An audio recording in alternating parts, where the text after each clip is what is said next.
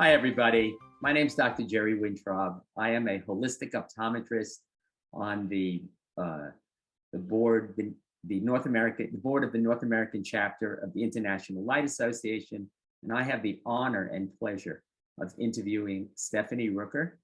She is a sound practitioner, a voice journeyer. She's created a whole system called Voice Journey, and we're going to share that today. So welcome, and let me do a bit of a bio, so to give you a bit of a background. So Stephanie Rooker is the founder of Voice Journey Sound Center. Is a vocalist, a therapeutic voice facilitator, and a mental health counselor. Her work combines practices of deep listening, somatic awareness, and mindfulness with healthy voice technique and the fundamental principles of sound healing to awaken the medicine of the voice for creative expression, personal growth, as well as holistic and societal healing. Stephanie holds a master's degree in mental health counseling from Hunter College in New York City and a bachelor's degree in ethnomusicology from Oberlin College in Ohio. She was certified as an integrative sound and music practitioner by the New York Open Center's Sound and Music Institute in 2011 under the direction of Don Campbell. She also completed a 200-hour certification in yoga of the voice developed by Sylvia Nakash Vox Mundi project, in addition to a 9-month mastery level vocal improvisation program, all the way in, led by vocal artist Rhiannon. Stephanie now works with Maverick Psychotherapy Group in Kingston, New York, and offers public workshops and institutional programming and community voice gatherings. And I have to say that I think that I have messed up the name of the person that she's worked with about 12 times, and I believe it's Rhiannon. Can you actually, Stephanie, why don't you tell us what her name is? Her name is Rhiannon. Rhiannon. Okay, Rhiannon. Okay. So anyway, welcome, Stephanie. So happy to have you here. Thank you so much. It's really great to be here. So can you give us all a short description of what Voice Journey is to you? Yes. The Voice Journey is really very simply working with the voice as a way to connect more deeply and integratively with ourselves. Mm-hmm. The way I see the voice is that it's part of us. It's deeply related and connected with our bodies as our instruments, and also our entire lives, our whole history. The voice has been there. So your voice knows everything that's ever happened to you, everything you've been through, the voice has been there. So there's a very intimate connection with the voice and all these different sort of aspects of ourselves. And I see the voice as it is vibration, right? Energy. It's also something about it that's beyond us. Mm-hmm. So in that way, it's a really powerful and effective tool to connect with ourselves more deeply, and also just calling in that the medicine of vibration, the energy of the sort of beyond element of the voice, to support us in our healing, in our empowerment, in our growth. Fantastic. You know, one of the reasons that I invited Stephanie to do this is that I love the concept of the voice being something that we already own. So you don't have to buy it. You don't have to go get. Oh, by the way, let me go get the voice. No, you don't actually have to get it. You actually already have it, right? And so I'm an eye doctor. So my patients will say to me, "Oh, you know, how do I do these exercises?" I don't know. Opening your eyes would be a good start. So I love that idea. So like, let's open our eyes and let's look around, and then we can do exercises. And I love this concept of the voice.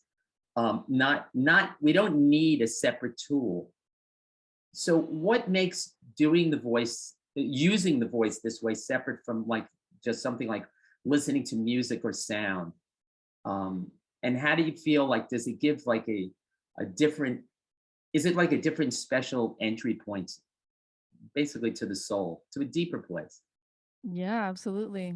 Well, the way I think of it is when you're listening to music or you're listening to sound, it's coming in from the outside. When you're working with your voice, you're actually generating the vibration from within.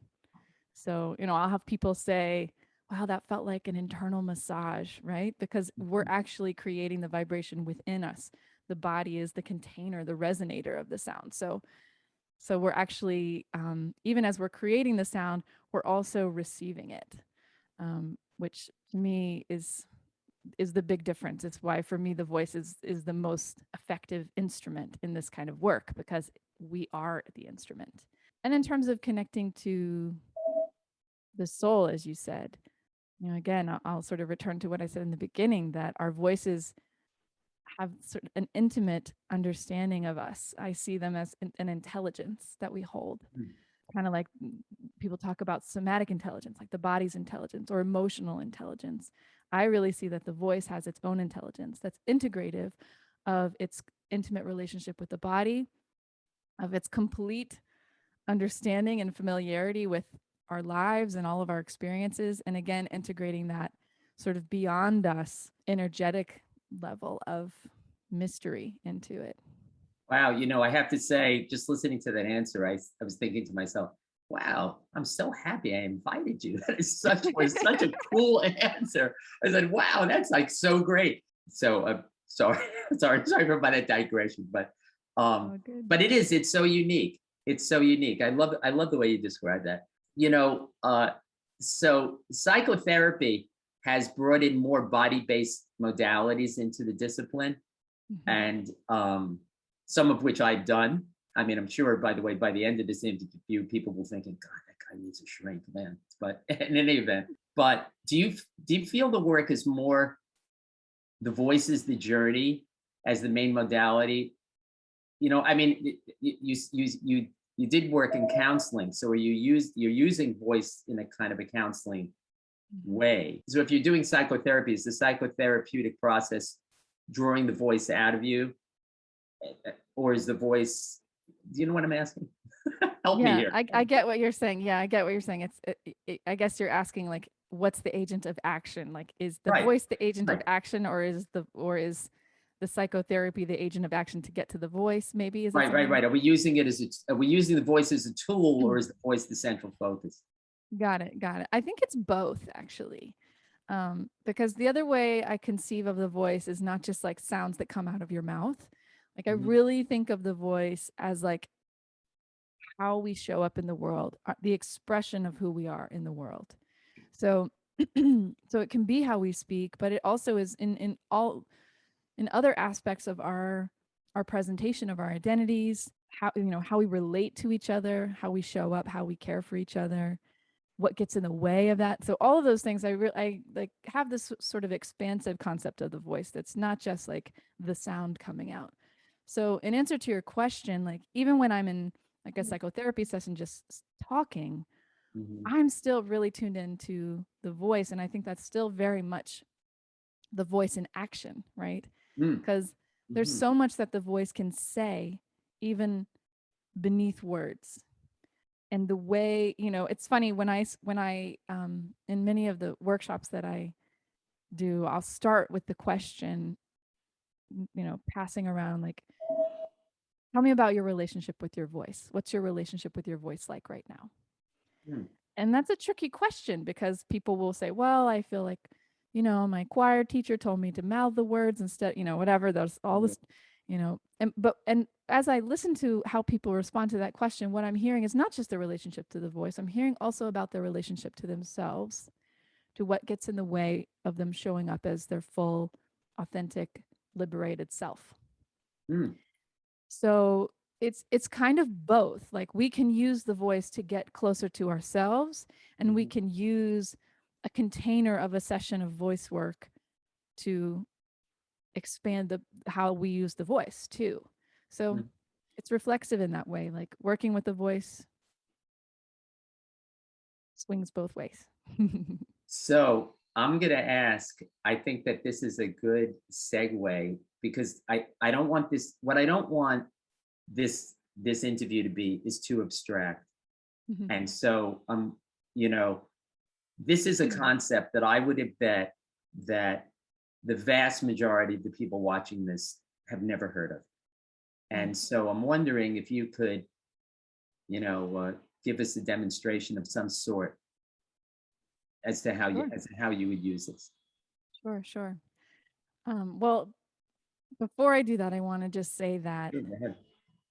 this is really nothing new. Like I often say, everything I teach, none of it is new Mm-hmm.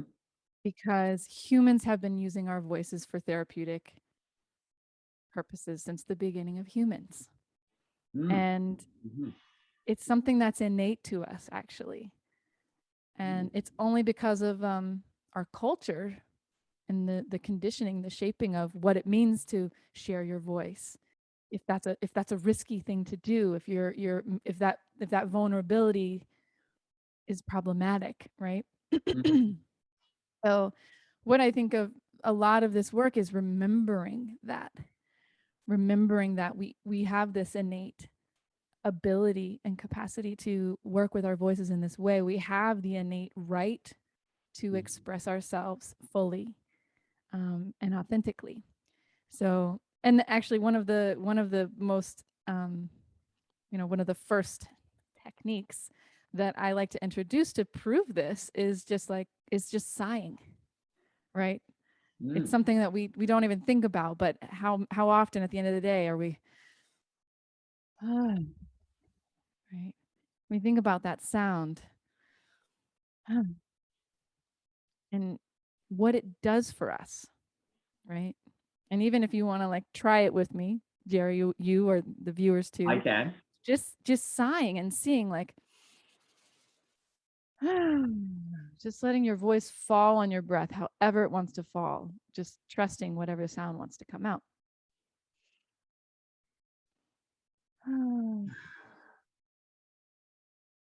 So for me in that moment, I feel like, well, first of all, I feel more connected with my body because I'm paying attention to what happens, Mhm. which is, like one of the first benefits of working this way, because once your body is the instrument, Right. you get to drop into that and less in the head.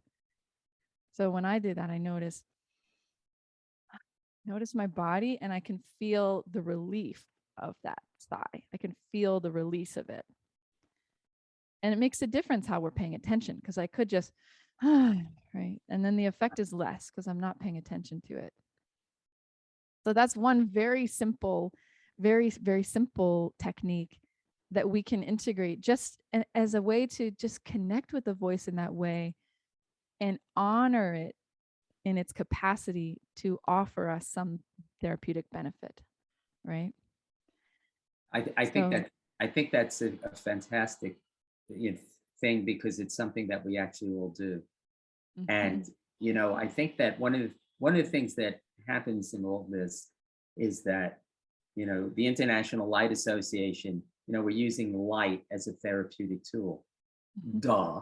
I mean, what the hell is that? I mean, the right, fact of the matter is we walk around in light all the time. How now we're going to use it as a mhm, therapeutic tool? Well, mhm, I mean, what's the experience you have when you walk out into the sun?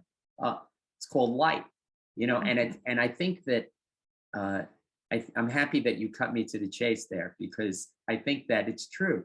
It's like this is this thing that if we become conscious of, if I'm mhm, saying it properly, if we mhm, become conscious of, mhm, we can use it as a tool every minute of every day. mhm, I mean, it's like it can be, and I love that idea because I don't like the idea that we're using. Oh, this is probably not the best thing to say on this interview, but I don't really like the concept that we're using light to heal. We're using sound to heal. It's mhm, part of us. We're actually kind of reclaiming it. mhm. We're reclaiming it, and by reclaiming it, we're enabling us to kind of go back to what we were, which is basically, I think, what you're kind of saying. No, right? absolutely. Right. It's reminding me of, one of my teachers is Sylvia Nakash. Um, and she has certain, she talks about certain illegal language in yoga of the voice. But one of the things she doesn't like is find your voice, which is interesting. And people always say, I'm trying to find my voice, trying to find my voice. And it's like, where she says, like, where did it go? Where is your voice? Like, how do you know when you found it? Which to Mm-hmm. me is the great expansive question, right? Because Right. as I work with the voice is energy. The spectrum is infinite, what Right. your voice can do. Right. So the way I'm speaking right now, this is only one manifestation of my voice. Right. Now, if I turned into one of my favorite practices, which is gibberish, I Uh-huh. can musin unsin kundero wa wapatin sel no kuchu fust kadandela kotam for fust take them, right? Fantastic. So just like exploring, and that's part of, I think, the beauty of this work in terms of like expanding your spectrum of expression. It's Right. like it's creative. It opens up like the palette from which you get to paint your expression, your vocal expression. You're also how you show up in the world, what kind of energy you can move through this instrument that your body is, and that through this moment of your life, right? Oh, it's so fantastic. I'm telling you, really, I'm like loving this interview. So I have a question. I hope this isn't a digression. It has to do with the ethnomusicology piece. And the reason Mhm. I mentioned that is that I did an interview of a few months back with Jorge Alfano, and he is also calls himself an ethnomusicologist, and he works with indigenous people in Peru and so on and so forth. And so my question is really, how do you see this? Because remember, this is an international organization. This video is going to be shown all over the world. So, how do we see this cross culturally? You know, in that study, where, is it more integrated into other cultures than it is into Western culture, for example? I can't speak on every other culture. Okay, I won't hold you to that. All right, how about one? Okay, but Okay, anything, well, I anything. can tell you that so my principal study in ethnomusicology was in Ghana in West Africa.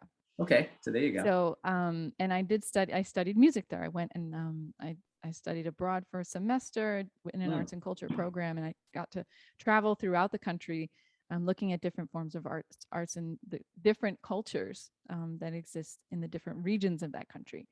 And then I went back actually for a month and did my own sort of independent field research, making field recordings of different music groups from different regions performing their traditional and sometimes contemporary music as well. So I can speak from that culture, Sure. and even in this, even currently, I was very surprised to see how like people just sing very easily there.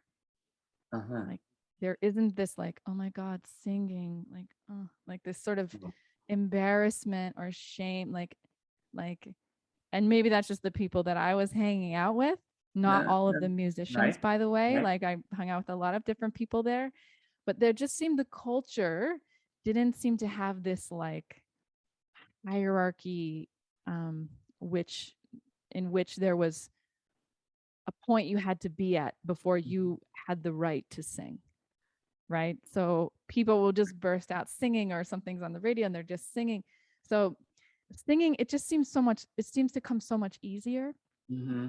And I would attribute that to culturally, like the cultural reinforcement of singing as something that brings joy, as something that's socially beneficial, right? Mm-hmm. The specific one of the specific musics that I studied was the Nunkro music, which is the funeral music of the Ashanti region.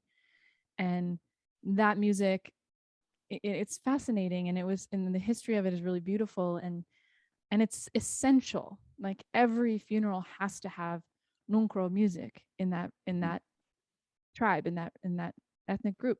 It's just very embedded in the culture that singing is Right. essential, right? And that Right. it's not this like thing you get to do once you reach the very relative construct of good. In here in our sort of westernized white, patriarchal culture, Right. um, it's very like you don't your voice. Often we can feel that our voices shouldn't be heard because we're Mhm. not in the place in that hierarchy where we deserve to be heard. And that can be based on so many things. It can be based on, you know, the choir teacher who told us to mouth the words. It can be based on any dimension of our identity in which we've been oppressed in some way, or been given signals that our voices are not important. Mhm. Um, so I see this very much as a liberatory work in this culture to really unlearn that conditioning that told us at some point our voices weren't important or Wow. our voices weren't powerful. Fantastic. Oh, it's better than I could have dreamed to answer. I was going to ask. I want to when we are amazingly running out of time, but not completely, but close. So I do. I want to thought I thought it'd be one of the things that I do a lot in my own office is I share my own evolution and how I kind of came to with my own vision. And it'd be interesting to if you could just give us a little bit about your personal experience through this. Sure.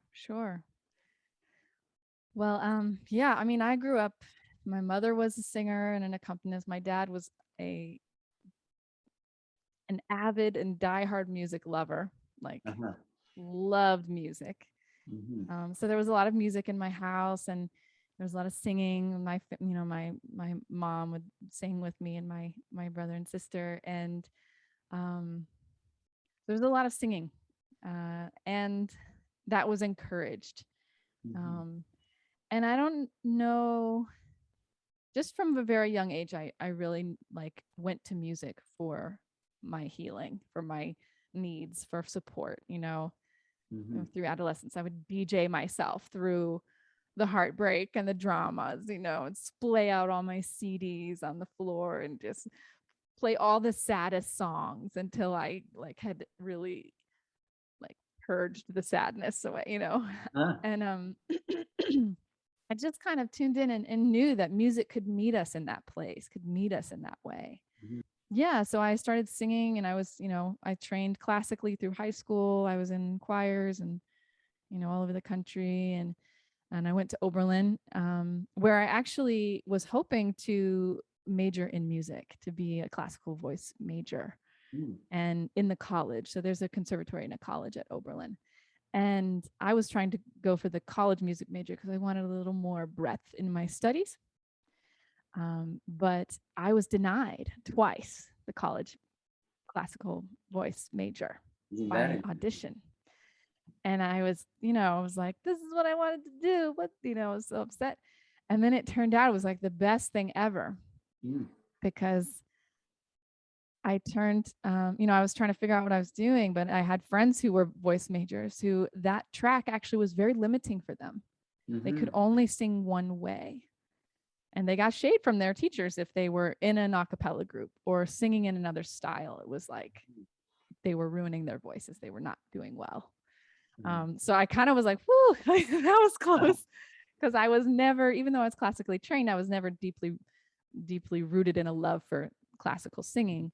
Mhm. But so ethnomusicology took me on that journey. I moved to New York after college and began writing music, and I singing in clubs and restaurants, mostly jazz. Um, and then I put together a band and put out a few records and toured a little bit and Uh-huh. did that as a professional musician.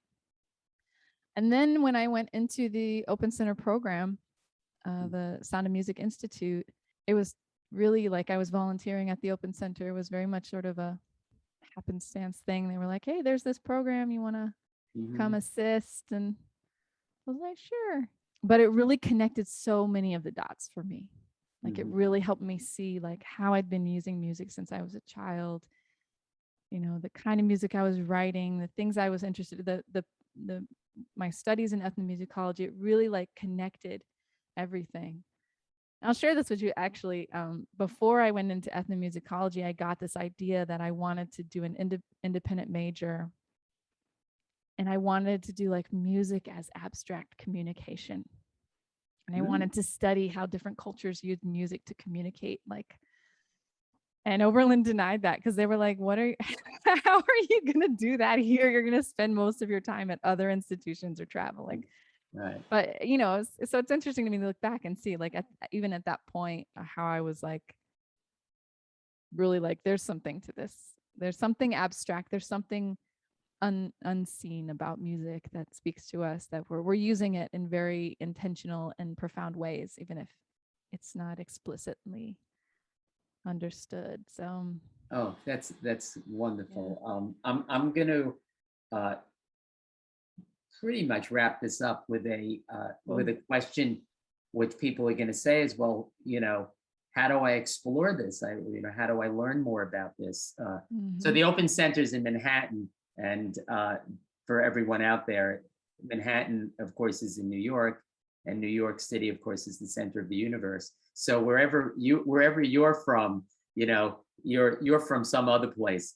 We're from the center of the universe. And I actually when I studied at that Open Center group as well. But other than coming to the center of the universe, how are the people going to explore this further, to study this work, so they can, because, you know, many of the people who are watching this have professional practices. By the way, I don't know if you know this, but there are people watching this who are architects who create